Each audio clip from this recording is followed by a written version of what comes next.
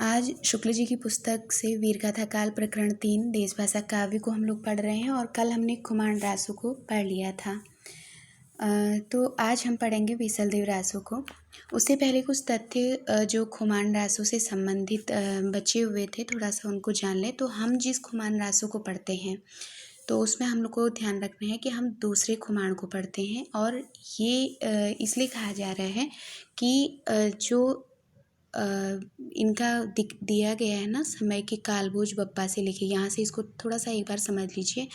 यहाँ से लेकर के कालभोज बप्पा पहले हुए थे, फिर इनके बाद एक खुमाण यहाँ पे हुए थे, फिर उसके बाद देखिए एक खुमाण यहाँ पे आए, फिर मत्तट्ट करके हुए थे, फिर प्रतिपट्ट, एक प्रतिपट्ट का जिक्र यहाँ पे आ रहा है, प्रतिपट्ट सिंह, फिर दूसरा खुमाण यहाँ पे आ गया, तो 2 खुमाणों का हो गया। फिर महायक है, फिर खुमाण तीसरा है, ये तीसरे खुमाण यहाँ पे आए, इसलिए कहते हैं कि 3 खुमाणों का जिक्र मिलता है। अब जो कालभोज हैं, पहले में जो कालभोज आए हैं, इनका समय 711 से 810 बताया गया कह रहे हैं। और तब तक तीसरे खुमाण के उत्तराधिकारी। अब तीसरे खुमाण के उत्तराधिकारी से आप लोग समझ रहे होंगे ना कि यहाँ पे इन्होंने एक शब्द दिया है, तीसरे खुमाण के उत्तराधिकारी भृतिपट्ट। तो भृतिपट्ट एक यहाँ पे जिक्र आया है, इधर देखिए, तो ये पहला भृतिपट्ट है। और दूसरा खुमाण के बाद इन्होंने कोई वो ही नहीं दिया है, यहाँ पे तीसरे खुमाण के बाद नहीं दिया है, लेकिन इनका जो उत्तराधिकारी बना था वो दूसरा भृतिपट्ट बना था। ठीक है, ये वाला प्रतिपट्ट नहीं है, यानी कि 2 प्रतिपट्ट इसमें हुए हैं। तो जब खुमाण तृतीय खुमाण की जो राज की वो थी, वो उसको संभालने वाले जो थे वो अगले प्रतिपट्ट के रूप में ये आए थे, दूसरे प्रतिपट्ट आए थे। और यही प्रतिपट्ट थे जिन्होंने 2 शिलालेखों को निकाला था, और इन 2 शिलालेखों में विक्रम संवत 999 और 1000 तक के इनके शिलालेख मिलते हैं। और इन्हीं प्रतिपट्ट के आधार पर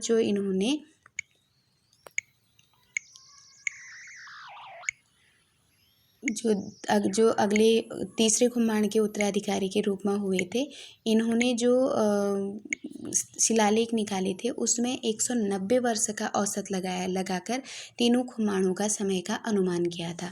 अब जो हम लोग यहाँ पे समय पढ़ते हैं, ये विक्रम संवत वाला, ये इन 2 शिलालेखों के आधार पर पढ़ते हैं। और ये 2 शिलालेख का कौन है? जो तृतीय खुमाण हुए थे उसके उत्तराधिकारी जो दूसरे भृतिपट्ट हुए थे, एक भृतिपट्ट मत्तट्ट के बाद भी हुए हैं, ये नहीं है। जो तीसरे प्रतिपट्ट हैं वो तीसरे खुमाण के बाद हुए हैं, उन्होंने 2 शिलालेख निकाले थे, और उन्हीं शिलालेखों के आधार पर 190 वर्षों का औसत लगाने पर तीनों खुमाणों का जो समय है वो यहाँ पे निकाला गया था। और इसके बाद क्या पता चला, जब ये समय निकल गया था तो हमने यहाँ पे पढ़ा था कि अलमामों का जो अलमामो था उसने युद्ध किया था, है ना। तो जो हम खुमाण के बारे में पढ़ते हैं, 24 युद्धों का जो वर्णन हुआ था वो अलमामों के साथ हुआ था। अब इससे हमको ये पता चल रहा है कि अब्बासिया वंश का जो अलमामो था, इसने कब तक किए थे। देखिए यहाँ 1 मिनट, लाइन इसमें पड़ गई है, समय नहीं, ये देखिए 870 से लेके 890 तक ये था। अलमामो जो थे अब्बासिया वंश के, ये विक्रम संवत, इनका वंश भी ध्यान में रखिएगा, ये भी महत्वपूर्ण है। अगर पूछ लें कि अलमामो का जिसका खुमाण के साथ युद्ध हुआ थे, 24 युद्ध, तो ये किस वंश से संबंधित थे? तो अब्बासिया वंश से संबंधित थे। ठीक है, तो 870 से लेकर के ये 890 तक खलीफा रहा। इस समय के पूर्व खलीफों के सेनापतियों ने सिंध देश पर विजय कर ली थी, और उधर से राजपूताने पर मुसलमानों ने चढ़ाइयाँ होने लगी। अतएव यदि किसी खुमाण के साथ अलमामों की सेना ने लड़ाई हुई होगी तो उसी के नाम जो ये खुमाण रासो हम पढ़ते हैं वो रचा गया होगा, जो दलपति विजय का है। ठीक है, अब यहाँ पर हमको पता कैसे चलेगा कि कौन सा खुमाण था? तो इसका समय तो हमको पता है ना कि अलमामों का समय 870 से लेके 890 में था। अब इन 3 खुमाणों का समय 2 शिलालेखों से निकाला गया है, तो यहाँ पे 870 से 900 वाला जो बीच का समय है वो द्वितीय खुमाण का बैठ रहा है। तो इसलिए जो अलमामों का 24 युद्धों का जो वर्णन हुआ होगा वो अलमामों के साथ द्वितीय खुमाण का हुआ होगा, और यहीं पर द्वितीय खुमाण को हम यहाँ पे पढ़ते हैं, जिसके रचनाकार कौन है, दलपति विजय हैं।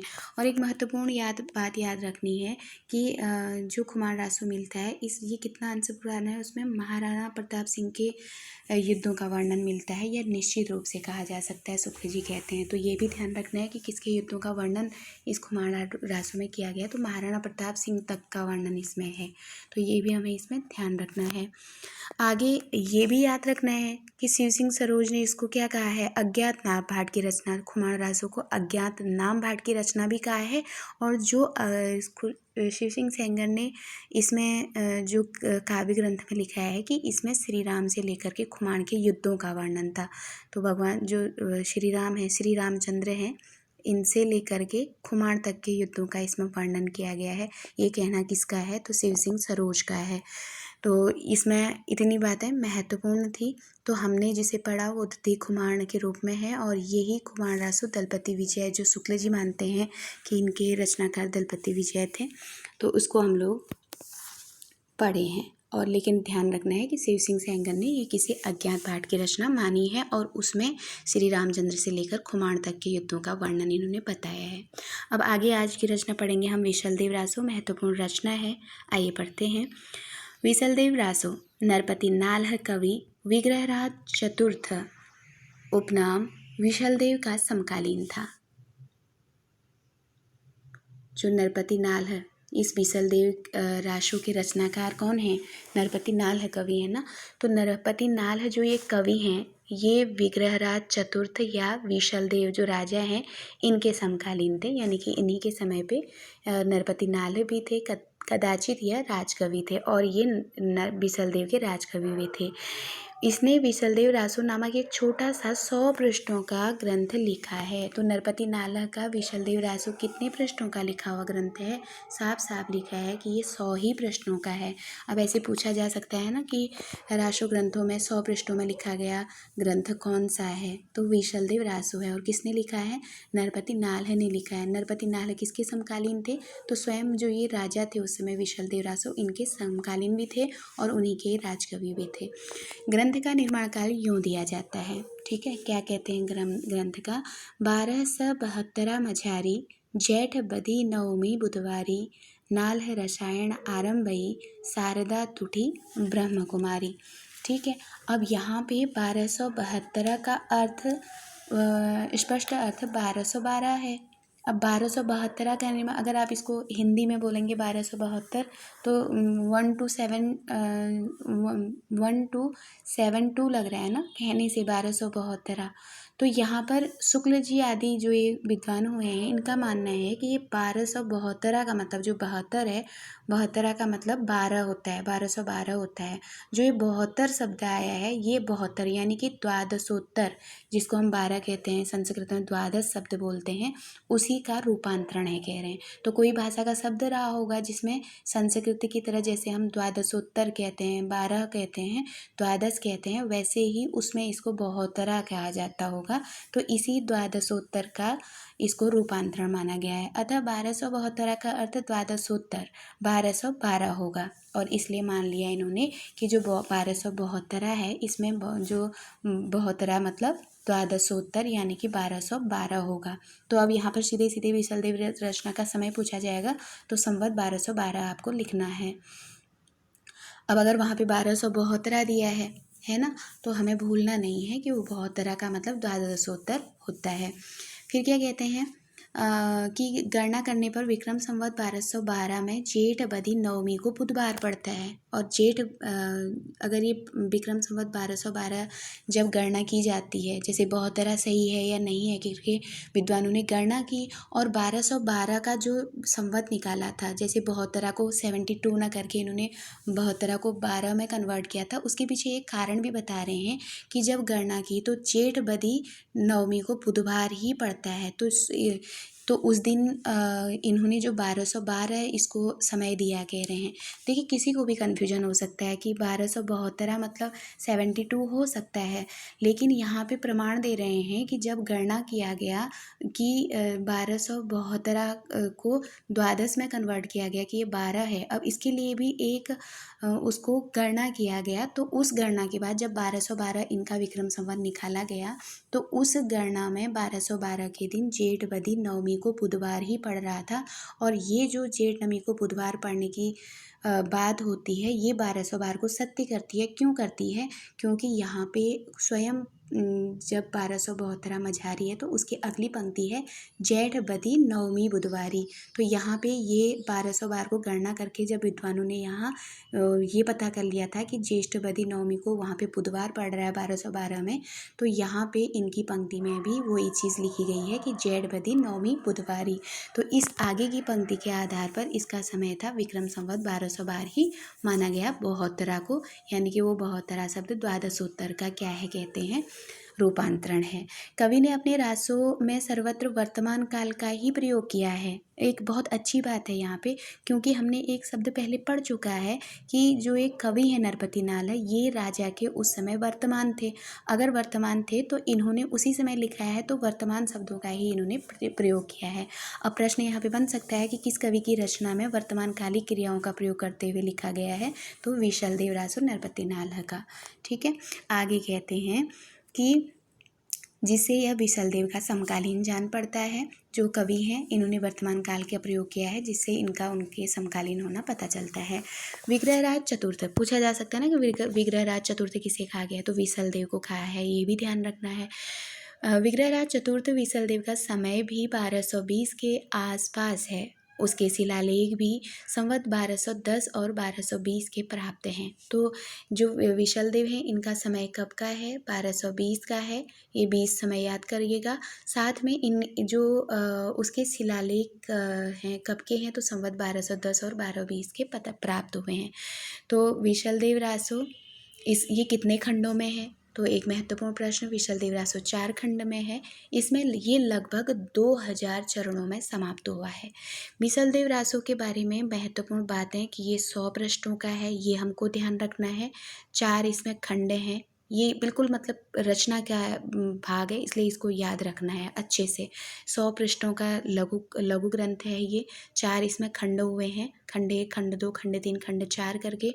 और सबसे बड़ी बात है कि इसमें 1, 2, इकाई, दई, सैकड़ा, हजार, 2000 इसमें क्या है, चरण हैं।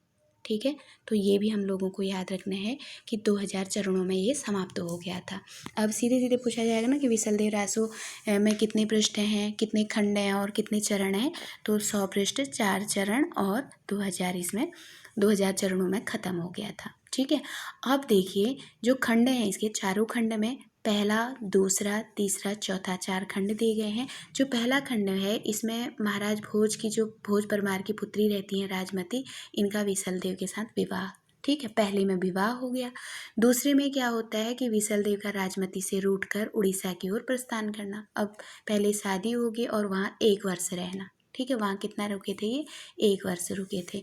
फिर तीसरा है राजमती का विरह वर्णन तथा विशल देव का उड़ीसा लौटना। अब जब ये उड़ीसा चले गए तो तीसरे में जब रानी भेज भी देती है और फिर बाद में खुद ही उदास भी हो जाती हैं, और तीसरे वाले में फिर उनके लिए उनका विरह होने लगता है, और इस विरह से विशल देव उसी समय उड़ीसा से लौट आते हैं तीसरे खंड में। यानी कि रानी को विरह भी तीसरे खंड में होता है, राजा का लौटना उड़ीसा से वो भी तीसरे खंड में होता है। चौथे खंड में क्या होता है कि राजा भोज जो रहते हैं वो अपनी पुत्री को घर लिवा आते हैं। जब उनको पता चलता है उनकी पुत्री बहुत दुखी है, तो वो जाते हैं और अपनी पुत्री को घर लिवा आते हैं, लेकिन विशल देव वहाँ जाकर राजमती को फिर चित्तौड़ लाते हैं। तो हमें कुछ नहीं याद रखना है, बस ध्यान रखना है कि पहले वाले में विवाह है, तो विवाह है हम जानते हैं। देखिए सबसे पहली बात है कि हमको विशल देव रचना पढ़ रहे हैं, तो विशल देव हमको नायक का पता है इसमें। दूसरा इसमें नायिका का हमको पता है कि राजमती है। ठीक, तो नायक नायिका हमको पता है, तो पहले खंड में इनका विवाह है। ठीक है, जब विवाह होता है तो दूसरे बाद में राजा का रूठ कर उड़ीसा चला जाना होता है है ना। एक पंक्ति नगेंद्र की पुस्तक में दी है कि उड़ीसा को धनी करके, ऐसी एक पंक्ति आती है कि मतलब तुम मतलब ये जो विशलदेव रहते हैं ना, इन्हें कुछ रहता है कि वो बड़े प्रतिभाशाली हैं, बहुत सारा धन दौलत है, तो वहाँ पे वो कुछ कह देती है कि एक उड़ीसा को धनी ऐसे करके, मतलब तुमसे भी अधिक धनवान है, हीरा है, हीरे की कुछ वो चीज़ें हैं, उसके बाद इस तरह से कुछ कहती है। तो राजा कहता है क्यों ना वहाँ जाके देख लिया जाए कि वो कितना धनी है। इसलिए इनसे गुस्सा हो जाते हैं और ये रूठ करके चले जाते हैं उड़ीसा। तो वही चीज़ है कि जब ये अब ऐसी बातें कोई रानी कहेगी कि तुमसे वहाँ, तो स्वाभाविक है कि उनको गुस्सा आ जाएगा और ये रूठ गए, और उड़ीसा का वो राजा था तो वहाँ देखने चले गए। अब जब गए तो रानी को भी पश्चाताप हुआ कि वो गलत कह दी है ना। तो वहाँ पे उनको विरह होने लगा। दो बातें तीसरे खंड में आती हैं, इसमें विरह भी होता है और राजा उड़ीसा से लौटता भी है। दो बातें तीसरे में, और चौथे में दो दो बातें आती हैं। यहाँ भोज अपनी पुत्री को अपने घर ले जाते हैं, पुनः विशलदेव उसको वापस लौटा आते हैं। तो दो दो घटनाएं तीसरे और चौथे चौथे खंड में होती हैं। रानी को देखिए, पहले में विवाह हो गया, दूसरे में क्या होगा, रूठना हो जाएगा, तीसरे में क्या होगा, विरह और राजा का वापस लौटना, चौथे में क्या होगा, भोज का राजा भोज का अपनी पुत्री को ले जाना और पुनः विशलदेव का उसको अपने चित्तौड़ लेवा आना। तो इस तरह से ये चार घटनाएं होती हैं। अब क्या कहते हैं, दिए हुए संवाद के विचार से कवि अपने नायक का समसामयिक जान पड़ता है, और जो ये संवाद दिए गए हैं इसके विचार से कवि अपने नायक का समसामयिक जान पड़ता है। जो लेखक नरपति नाल हैं वो अपने नायक मतलब विशलदेव रासो के मतलब उनके ही समकालीन थे, ये हमको पता चलता है। अच्छा, एक बात और बताएं ना, जैसे इसके लिए कहा गया ना कि ये 100 पृष्ठों का है, तो एक छोटा है, तो छोटा है तो जैसे इनके समय को लेके बहुत डाउट रहता है। नगेंद्र की आप पुस्तक उठाइएगा, उसमें 12 वर्ष लिख रखा है। तो शुक्ल जी ये जो है ये केवल 1 वर्ष मानते हैं। यहाँ पे देखिए 1 वर्ष के लिए यहाँ पे खुद लिखा हुआ है 1 वर्ष। तो इतनी छोटी सी पुस्तक जो 100 पृष्ठों की लिखी हुई है, इसमें 12 साल तो नहीं लगेगा, है ना। तो और जो लिखने वाला है वो कवि भी तो क्या है, सामयिक है, वर्तमानी के लिए क्रिया प्रयोग करके लिख रहा है। तो इतना लंबा अंतर होना सही नहीं जान पड़ता है। इसलिए 1 वर्ष का समय में 100 पृष्ठों की पुस्तक लिखी जा सकती है, जिसमें राजा के वो जो 4 खंड हैं कि इनका विवाह होना, है ना, और फिर रूठ कर जाना, इन सब का घटनाओं का उसमें वर्णन है। लेकिन अगर नगेंद्र के अनुसार पूछा जाएगा तो 1212 अगर उसमें दिया है, 1272 का मतलब 1212 वर्ष का, जैसे यहाँ 1 वर्ष मानते हैं तो वहाँ 12 वर्ष को लिया जाता है। तो इसको हमको ध्यान भी रखना है। ठीक, फिर आगे कहते हैं,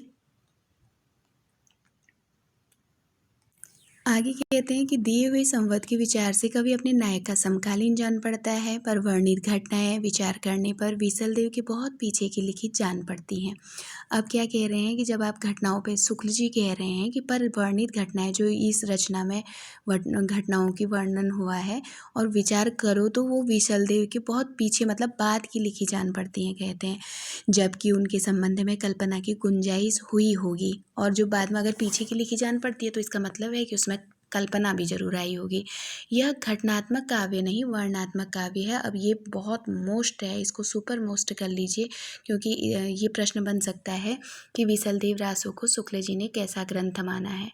तो ये क्या कहते हैं, जैसे घटनात्मक है, वर्णनात्मक है, घटना वर्णनात्मक दोनों है, ऐसे पूछा जाएगा। तो शुक्ल जी ने इसको क्या कहा है कि ये वर्णनात्मक है, घटनात्मक नहीं है, कहते हैं। सो साफ साफ बोल रहे हैं कि यह घटनात्मक काव्य नहीं है, वर्णनात्मक है ना। तो घटनात्मक नहीं है, वर्णनात्मक है, कहते हैं।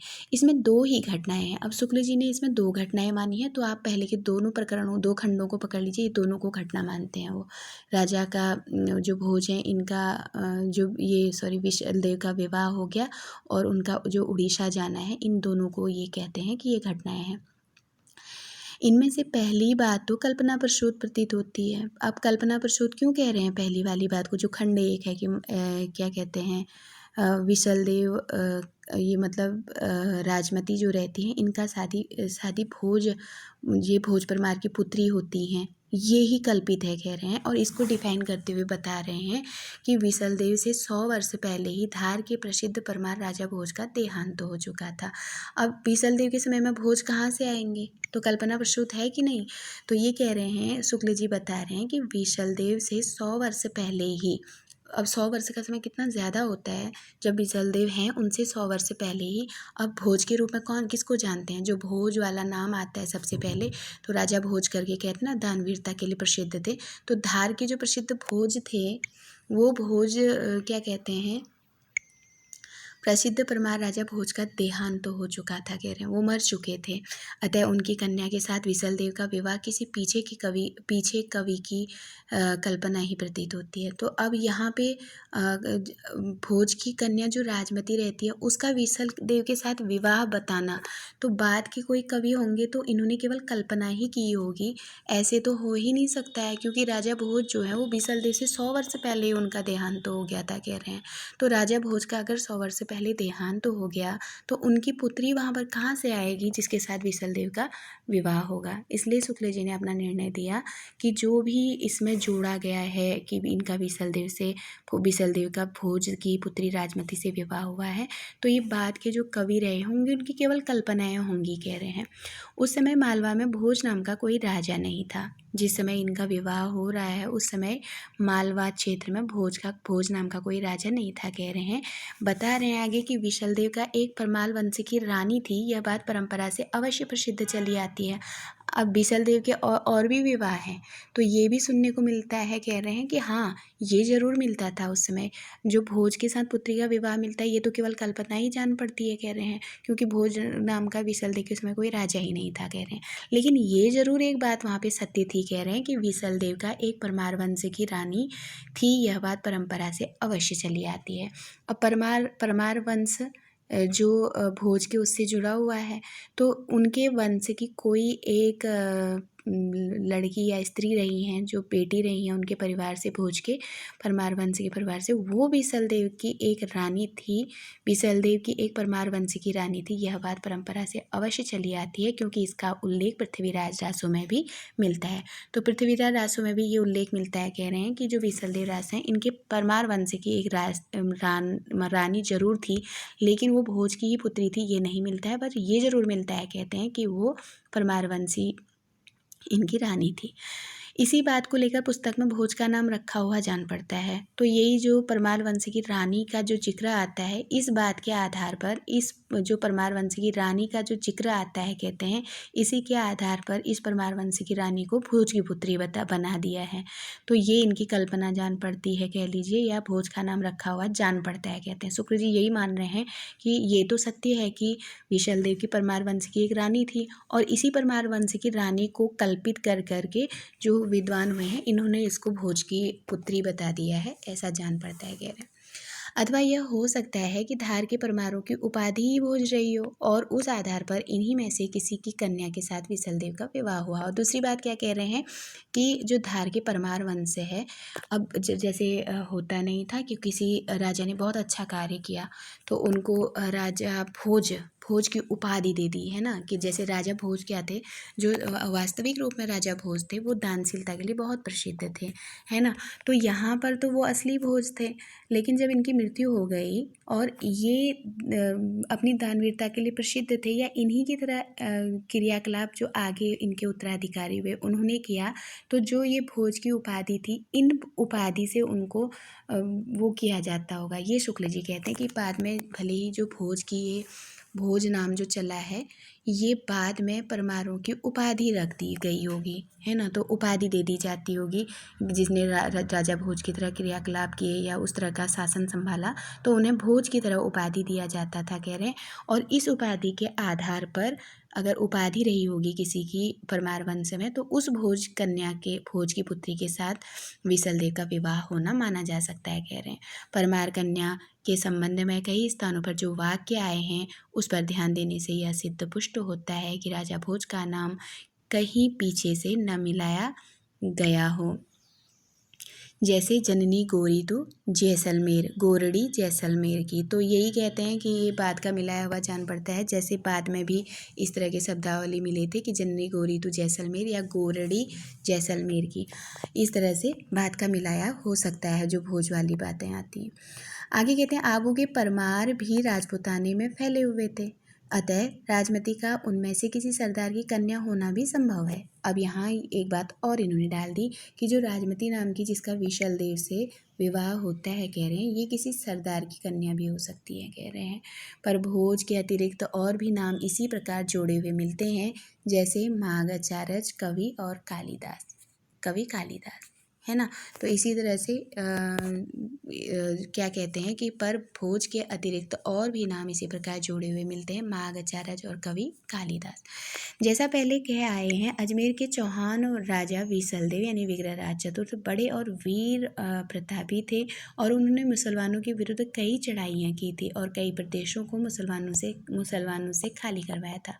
दिल्ली और झांसी के प्रदेश इन्हीं ने अपने राज्य में मिलाए। हम पहले भी पढ़ लिए थे ना कि दिल्ली और झांसी के प्रदेश, आपको याद होगा इससे पहले जब हम पढ़ रहे थे कि जब वहाँ पुष्कर की घाटी पे जो मतलब मुसलमान घुस आए थे, वहाँ आना सागर बनाया था, मलेच्छों का वो गिर गया था, रक्त गिर गया था, तो आना सागर बनाए थे अर्णोराज का नाम ही आना सागर था। इन्हीं के ये पुत्र हुए विसलदेव। इन्होंने क्या किया था कि जब इनके समय में कुशी कौन सा क्षेत्र था वो मुझे भूल रहा है, एक सेकेंड में बताऊं, वो था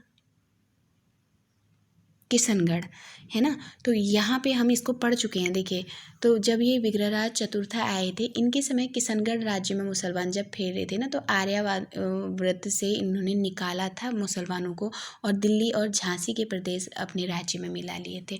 और यही जिक्र अब जब हम विसलदेव रासो को पढ़ रहे हैं, तो यहाँ भी शुक्ल जी ने एक एक तथ्य अच्छे से समझाया। अगर कोई इसको अच्छे से देखे तो पहले भी बताए होते हैं, जैसे उनका क्रम चला था, जैसे दुर्लभ राज और फिर उसके बाद जो अजय देव, फिर अजय के बाद अर्णोराज या आना, फिर आना के पुत्र विशलदेव रासो, तो वहाँ भी इन्होंने उसको समझाया अच्छे से। अब जब उनकी रचना हम विशलदेव रासो को पढ़ रहे हैं, यहाँ भी वो बता रहे हैं कि आर्यावर्त से जब ये विशलदेव भगा रहे थे, उनको बाहर कर रहे थे, ये देखिए ऊपर अगर आपने देखा वहाँ ये झांसी नहीं है, हाँसी शब्द सही है। ऊपर वाले में झांसी शब्द हुआ है, उसको भी सही कर लीजिएगा। ये हाँसी हरियाणा का कोई एक क्षेत्र है, ठीक है, हरियाणा से रहे हुए कोई एक क्षेत्र है, वो हाँसी के नाम से जाना जाता है। तो यहाँ भी इस शब्द को लेकर के, हाँसी को लेकर भी काफ़ी कन्फ्यूजन होता है। आप इसको गूगल करके आप देख सकते हैं। ये हरियाणा की जगह का एक ऐसा क्षेत्र है छोटा सा जो हाँसी करके कहलाता है। दिल्ली और हाँसी को इन्होंने अपने उसमें मिलाया था। ऊपर झांसी लिखा है, उसको भी हाँसी कर लीजिएगा। और फिर इनके वीर चरित्र का बहुत कुछ वर्णन इनके राजकवि सोमदेव रचित ललित विग्रहराज नाटक संस्कृत में है। तो अब ये क्या कह रहे हैं कि इन्होंने जब युद्ध किया था तो दिल्ली और झांसी के प्रदेश भी राज्यों में मिला लिए थे। और जो विशलदेव हैं, इनके वीर चरित्र का बहुत कुछ वर्णन इनके सोमदेव। अब यहाँ पर एक बहुत अच्छा प्रश्न ये आ रहा है, इसको आप लोग ध्यान से देखिएगा। विशलदेव के जो राजकवि हुए थे ना, एक और इनके राजकवि हुए हैं, इनके वीर चरित्र का बहुत कुछ वर्णन इनके राजकवि सोमदेव। ध्यान रखिएगा, सोमदेव किसके राजकवि थे, तो ये विशलदेव के ही राजकवि थे। एक हमने और पढ़े थे, वो कौन थे, इसके रचयिता नरपति नाला, वो भी इनके राजकवि थे। तो ये जो राजकवि थे इनके सोमदेव, इन्होंने एक रचना लिखी है ललित विग्रहराज। ये बहुत मोस्ट प्रश्न है कि ललित विग्रहराज किसकी रचना है, तो ये सोमदेव की रचना है। और सोमदेव किसके राजकवि थे, तो आपको याद रखना है कि विशलदेव के राजकवि थे। और इसके बाद ये जो ललित विग्रहराज इनका मिलता है, इसकी विधा क्या है, तो ये एक नाटक है और इसकी नाटक की भाषा क्या है, संस्कृत में है, जिसका कुछ अंश बड़ी बड़ी शिलाओं पर खुदा हुआ मिलता है और राजपूताना म्यूजियम में सुरक्षित है। तो जो भी शिला, जो ये क्या कहते हैं, जो ललित विग्रहराज है नाटक, इसका बहुत बड़ा एक अंश है, कह रहे हैं, जो बड़ी बड़ी शिलाओं में खुदा हुआ है और कहाँ सुरक्षित है ये ललित विग्रह राज का खुदा हुआ शिलाओं में खुदा हुआ अंश राजपूताना म्यूजियम में है। ये भी बहुत महत्वपूर्ण प्रश्न है। पर नालह के इस विशलदेव रासों में जैसा कि होना चाहिए था, न तो उक्त वीर राजाओं की चढ़ाइयाँ हैं। ध्यान रखिएगा, इसको श्रृंगारिक या गेय रचना क्यों कहा इन्होंने, तो बता रहे हैं कि इसमें न तो वीर राजा की ऐतिहासिक चढ़ाइयों का वर्णन है, न उसके शौर्य पराक्रम का। यही चीज़ें तो यहाँ पे करते थे।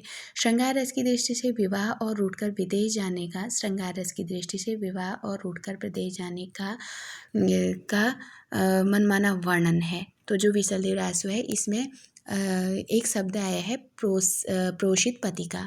तो यहाँ पे इसको भी ध्यान रखिएगा। प्रोषित पतिका का क्या मतलब है, जिसका पति विदेश चला गया हो उसको प्रोषित पतिका कहते हैं। तो यहाँ पे रूठ कर विदेश चले गए थे, तो इसलिए इनके लिए जो राजमती के लिए वर्ड आ रहा है वो प्रोषित पतिका का आ रहा है। अतः इस छोटी सी पुस्तक को विशलदेव ऐसे वीर का रासो ग्रंथ कहना खटकता है। तो अब यहाँ पर शुक्ल जी कहते हैं कि विशलदेव रासो जो वीर हैं, है ना, इनका वीर का रासो ग्रंथ कहना, जो विशलदेव रासो है इसको वीर रस का होना चाहिए था। वीर रस या वीर का रासो कहना खटकता है कहते हैं, यानी कि एक श्रृंगारिक काव्य है, इसलिए कह रहे हैं कि इसको खटकना पड़ रहा है, क्योंकि श्रृंगार रस की दृष्टि से भी विवाह और रूठकर विदेश जाने का मनमाना वर्णन इसमें किया गया है, कह रहे हैं। अतः इस छोटी सी पुस्तक को विशलदेव ऐसे वीर का रासो कहना खटकता है, पर जब हम देखते हैं कि यह कोई काव्य ग्रंथ नहीं है, केवल गाने के लिए इसे रचा गया है, तो बहुत कुछ समाधान हो जाता है। और शुक्ल जी आगे क्या कहते हैं कि वीर रस का तो ये नहीं माना जा सकता, कह रहे हैं, लेकिन अगर कवि या लेखक ये स्वयं लिख रहा है कि ये केवल गाने के लिए लिखा गया है, तो बहुत कुछ समाधान यहाँ पे हो जाता है, कह रहे। भाषा की परीक्षा करके देखते हैं तो यह साहित्यिक नहीं है, राजस्थानी है। तो विशलदेव रासो कैसा ग्रंथ है, राजस्थानी ग्रंथ है। इसमें सुकईच है, सूखता है, पाठन थी, पाठन से, भोज तड़ा, भोज का, खंड खंडरा, खंड खंड। इस ग्रंथ में एक बात का आभास अवश्य मिलता है, वह यह कि शिष्ट काव्य भाषा में ब्रज और खड़ी बोली के प्राचीन रूप का ही राजस्थानी में भी व्यवहार होता था। साहित्य की भाषा सामान्य भाषा हिंदी ही थी, जो पिंगल भाषा कहलाती थी, है ना। अब जो उस समय साहित्य लिखा जा रहा था, कह रहे हैं उसकी भाषा हिंदी थी, और वो क्या कहलाती थी, कह रहे हैं पिंगल भाषा। यहाँ बहुत कंफ्यूज है, जबकि उस समय की भाषा जो थी, जैसे पिंगल किसको कहते हैं ना, पिंगल भाषा ब्रज भाषा को, डिंगल और पिंगल दो सहेलियाँ थीं, वैसे देखा जाए तो ये सहेलियाँ थीं। डिंगल अपभ्रंश प्लस राजस्थानी हो जाता है, पिंगल अपभ्रंश प्लस ब्रज भाषा हो जाता है। इसीलिए कहा जाता है कि सामान्य भाषा हिंदी ही की तरह थी, तो पिंगल क्या है, ब्रज भाषा लिए हुए है अपभ्रंश के साथ। विशलदेव रासो में बीच बीच में बराबर इस साहित्यिक भाषा हिंदी को मिलाने का प्रयत्न दिखाई पड़ता है। भाषा की प्राचीनता पर विचार करने के पहले यह बात ध्यान में रखनी चाहिए कि गाने की चीज़ होने के कारण इसकी भाषा में समयानुसार बहुत कुछ फेरफार होता है, पर लिखित रूप में रक्षित होने के कारण इसका पुराना ढांचा बहुत कुछ बचा हुआ है। तो विशलदेव रासो का भले ही बाद में अनेक अलग अलग बातें जुड़ रही थी, कह रहे हैं, लेकिन गाने की चीज़ होने के कारण इसकी भाषा में समयानुसार, जो अब गाने का है तो बाद में समयानुसार इसमें बदलाव भी होते रहे, कह रहे हैं, मतलब फेरबदल करते रहे। गाने की थी तो उसमें कुछ ना कुछ बदलाव होता है, पर लिखित रूप में रक्षित होने के कारण, लेकिन ये सुरक्षित भी है, कह रहे हैं, इसका पुराना ढांचा जो है थोड़ा बहुत बचा हुआ है, कह रहे हैं, रक्षित होने के कारण इसका थोड़ा सा, ज़्यादा नहीं है, आधा हिस्सा खराब हो गया होगा, लेकिन पुराना ढांचा बहुत कुछ बचा हुआ है। उदाहरण के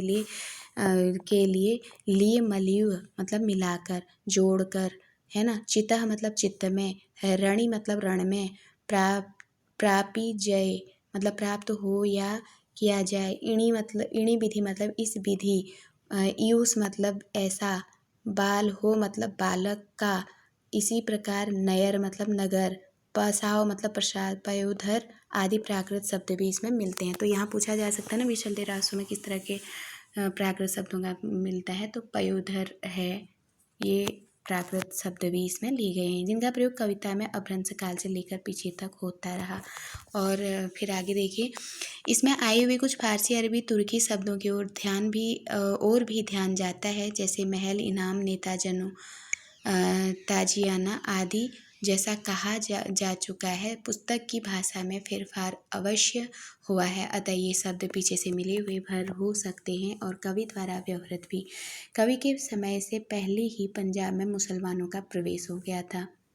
अब जब जो कवि हैं इनके पहले ही क्या हो गया था, मुसलमानों का पंजाब में प्रवेश शुरू हो गया था और वे इधर उधर जीविका के लिए फैलने लगे थे। अतः ऐसे साधारण शब्दों का प्रचार कोई आश्चर्य की बात नहीं है। विशलदेव के सरदारों में ताजुमुद्दीन मियाँ भी मौजूद थे। महल इसमें एक पंक्ति आई है, महल पलाड़्यो ताजुद्दीन खुरसाना चढ़ी चाल्यो गौंड, और इसी पंक्ति के माध्यम से ये बताया जा रहा है कि ताजदीन नाम के, ये देखिए ताजदीन आया है ना, तो ताजदीन नाम के एक मियाँ भी, जो सरदारों में ताजदीन मियाँ के नाम के भी एक सरदार थे कह रहे हैं। इससे क्या पता चल रहा है कि उस समय मुस्लिम्स का आगमन यहाँ पे हो गया था, वो लोग आ गए थे, उनका प्रवेश हो गया था। तो यहीं पर जो ताजदीन नाम का एक व्यक्ति है, ये भी क्या है, एक मुसलमान ही है। तो इस तरह से इनका सरदार के रूप में यहाँ पे आना दिखाया देता है। तो अब ऐसे पूछ सकते हैं ना कि ताजदीन का वर्णन किस रचना में आता है, तो ये पृथ्वीराज, ये विशलदेव रासों में आते हैं और विशलदेव के सरदारों में थे। ठीक है, पंक्ति भी ध्यान रखिएगा। महल पलाड़्यो ताजदीन खुरसाना चली चाल्यो गौंडी, ये पंक्ति किसकी है, तो ये विशलदेव रासों की पंक्ति है। उपयुक्त विवेचनों के अनुसार यह पुस्तक न तो वस्तु के विचार से और न भाषा के विचार से अपने असली और मूल रूप में कही जा सकती है। तो अब यहाँ पे पूरा विवेचन दिया विशलदेव रासों का इन्होंने, और अंत में बता दिया कि जब इसका पूरा विवेचन हम कर चुके हैं तो ये पुस्तक न तो वस्तु के विचार से, ध्यान रखिए, न वस्तु के विचार से कह रहे हैं और न ही भाषा के विचार से अपने असली और मूल रूप में कही जा सकती है। तो इसमें न तो आप पढ़ेंगे तो न वस्तु विचार ही अच्छा है कह रहे हैं, न भाषा के विचार, दोनों को देखेंगे तो असली और मूल रूप में कही जा सकती है। भाषा विचार से न तो ये वस्तु विचार से और न भाषा विचार से अपने मूल रूप में ये कही जा सकती है। कौन सी रचना, विशलदेव रासो। राय बहादुर पंडित गौरीचंद्र हीराचंद्र ओझा ने इसे हम्मीर के समय की रचना माना है। अब बहुत महत्वपूर्ण प्रश्न है, हम्मीर के समय की रचना विशलदेव रासो को किसने माना है, तो गौरी शंकर हीराचंद्र ओझा ने। बहुत महत्वपूर्ण प्रश्न है कि विशलदेव रासो को हम्मीर के समय की रचना किस विद्वान ने माना है, तो राय बहादुर पंडित गौरी शंकर हीरा चंद्र ओझा ने माना है। और ये किसमें माना है, राजपूताना का इतिहास जो इनका है, भूमिका पृष्ठ 19 में। यह नरपति नाले की पोथी का विकृत रूप अवश्य है, जिसके आधार पर हम भाषा और साहित्य संबंधी कई तथ्यों तक पहुँचते हैं। ध्यान देने की पहली बात है, राजपूताना के एक भाट का अपने राजस्थानी में हिंदी का मेल करना, जैसे माटी का आखा किया, चंदन काठ का माड़वो या सोना की चोरी, मोती की माल इत्यादि। इससे यह सिद्ध हो जाता है कि प्रादेशिक बोलियों के साथ साथ ब्रज या मध्य देश की भाषा का आश्रय लेकर एक सामान्य साहित्यिक भाषा भी स्वीकृत हो चुकी थी, जो चारणों में पिंगल भाषा के नाम से पुकारी जाती थी। अपभ्रंश के योग से शुद्ध राजस्थानी भाषा का जो साहित्यिक रूप था वह डिंगल कहलाया। अब यहाँ पे क्या कह रहे हैं कि अब ये महत्वपूर्ण लाइन है कि अपभ्रंश के योग से, जहाँ अपभ्रंश के योग से राजस्थानी का साहित्यिक रूप था वो क्या कहलाया, कह रहे हैं डिंगल। अब ध्यान रखना है ना, दो ही शैलियाँ थी, एक डिंगल था और एक पिंगल थी। पिंगल के साथ आप अपभ्रंश दोनों में रहेगा, अपभ्रंश डिंगल में भी रहेगा, अपभ्रंश पिंगल में भी रहेगा, लेकिन डिंगल वाले अपभ्रंश के साथ राजस्थानी जुड़ेगी। यहाँ पे वीर ग्रंथि गीत बहुत गाए जाते थे, और पिंगल जो है इसमें अपभ्रंश के साथ क्या जुड़ेगा, अपभ्रंश के साथ ब्रज भाषा जुड़ जाएगी। तो ये चीज़ हमको ध्यान रखना है। हिंदी साहित्य के इतिहास में केवल पिंगल भाषा में लिखे हुए ग्रंथों का ही विचार कर सकते हैं। हिंदी साहित्य के इतिहास में पिंगल भाषा मतलब ब्रज भाषा वाली, उसका कर सकते हैं। दूसरी बात जो कि साहित्य में संबंध रखती है, वीर और श्रृंगार का मेल है। इस ग्रंथ में श्रृंगार को ही प्रधानता है, वीरस किंचित आभास मात्र है। तो वीरस आभास मात्र किसमें है, विशलदेव रासो में। संयोग और वियोग के गीत ही कवि ने गाए हैं। अब यहाँ नरपति नाल का एक गीत देखिए, पद्य देख लीजिए क्या कहते हैं, एक एक लाइन इनकी याद करना। पर्णव चालियो बीसल राय, चाऊ राशिया सहु लिया बुलाए, जान तड़ी साजति कव्वो, जिरह रंगवाली पहर्यो टोप, हुआऊ पै सारौ विसल राव आवी सयल अंतवेरी राव रूप अपरूप पेशियै इसी स्त्री नहीं सयल संसार। अतिरंग स्वामी सु मेली राती बेटी राजा भोज की गर्भ करी उभो छई सांभरियो राव मो सरीखा नहीं उर भुवाल महाघरी सांभर उग गई चिही दिसी थान जैसलमेर गरीबी ना बोलो हो सांभरियो राव तो सरीखा घना और भुवाल। एक उड़ीसा को धनी बचन हमारे तू मानी मान जो थारे सांबर उगई राजा उणी घरी उग गई हीरा खान। यही वाली वो पंक्ति है जिसमें मैं कह रही थी ना कि इन्होंने क्या कहा था कि एक उड़ीसा का धनी है जो वचन हमारे तू मानी जो मान तू हमारा इस वचन को मान ले। राजमती कह रही है जो थाराय सांभर उगई राजा उड़ी घर उग गई हीरा खान। इनके घर में हीरा खान है कहती हैं। तो इसी को देखने के लिए मैं वहाँ जा रहा हूँ, ऐसे ये निकल जाते हैं। कुंवरी कहाई सुनी सांभरिया राव कोई स्वामी तुम उल्लगई जाए, ये पंक्ति भी हमें ध्यान रखनी है। कहे हूँ हमारी जय सोणव थारई छई साठी अंतवरी नारी कड़वा बोल न बोलिस नारी तुमो मेल से चित्त विचारी। तो ये वाली पंक्ति भी बहुत महत्व है कि कड़वा बोल न बोलिस नारी, ये किससे है तो बीसलदेव रासो से है। जीव न जीव वियोगिनी जीव न जीव विगोयनो दव का दाधा कुपति मेल लई जीव का दाधा तू पंगुरई नाल्ह कहई सुनी जय सब कोई आव्यो राजा मास बसंत गढ़ माही गुड़ी उल्टी जय धन मिलती अंग संभार मान भंग हो तो बाल हो इणी परि रहता राज द्वारी। तो इस तरह से हमने ये जो पंक्तियाँ हैं ये बीसलदेव रासो की कुछ पद्य यहाँ पे दिए गए थे, उसको पढ़ा। और इसमें कुछ पंक्तियाँ बहुत महत्वपूर्ण है। जीव न जीव बिगारियो याद रखिएगा, कड़वा बोलना बोलिस नारी याद रखिएगा, और एक उड़ीसा को धनी याद रखिएगा। इसके बाद बस इतना बहुत है जो पूछा गया हुआ है। तो इससे हम लोगों का आज बीसलदेव रासो ये पूरा हो गया। अब हम देखेंगे चंद्रवरदाई। चलिए चंद्रवरदाई को कल देखते हैं। आज एक केवल बीसलदेव को हम देखें, कल हम चंद्रवरदाई को शुरू करेंगे। बहुत बहुत धन्यवाद।